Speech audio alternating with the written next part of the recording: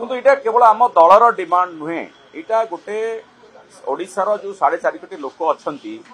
जो कोटी रु अधिक परिवार अच्छा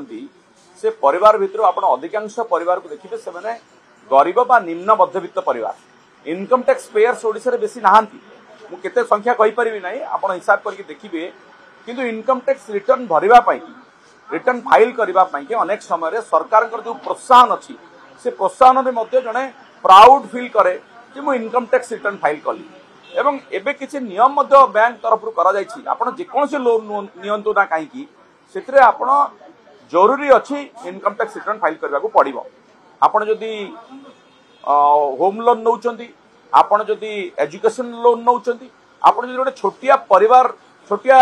बिजनेस करबा पई जदी गोटे परिवार लोन नौची सेथिरे मध्य 3 वर्षर आपण को इनकम टैक्स रिटर्न फाइल करबा को पड़िबो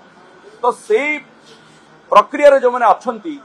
से माने जदी जानि थांते जे तांकर इनकम टैक्स रिटर्न फाइल करिवे बोली तांकर इनकम तांकर रेशन कार्ड कटि जीवो केबे भी से माने करि न थांते किंतु सरकार तांका मुंडरे गोटे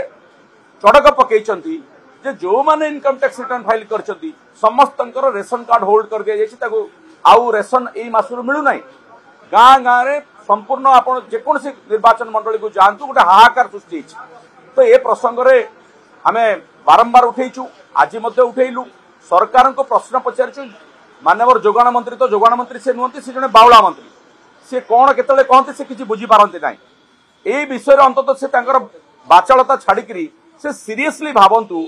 जो हजार हजार लोकंकर नुहे लक्ष लक्ष लोकंकर मु हिसाब देछि 28 रु 30 लक्ष लोकंकर रेशन कार्ड रु से वंचित हेबे बा रेशन पाइबारु वंचित हेबे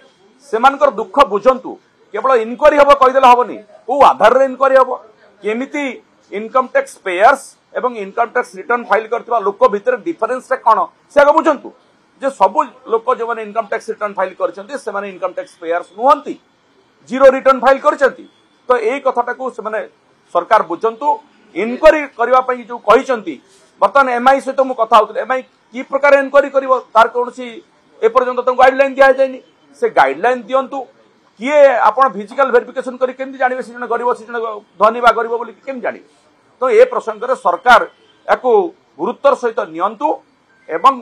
जो माने साधारण लोक जो माने योग्य हिताधिकारी तांकर ना रेशन कार्ड रो न काटंतु एवं या द्वारा कोनसी राजनीतिक अभिसंधि पूर्ण हो परिबो नाही सेतरे जो मानकर कटुची से माने विभिन्न दलर लोक अछंती खाली बीजेडी दलर लोक कटु नांती सेतरे बीजेपी दलर लोक मध्ये अछंती तांकर विधायक माने मध्ये कथबार्ता होचंती तेणु मु सरकार को विनम्र अनुरोध करुछि तांकु मान्यवर जोगाण मंत्री बावळा नहेकरी ए विषय रे टिके सीरियसली ध्यान दियंतु एवं लोकंकर रेशन कार्ड जो माने योग्य हिताधिकारी से योग्य हिताधिकारी रेशन कार्ड को एभली अभिचारित भाव कटा न जाए।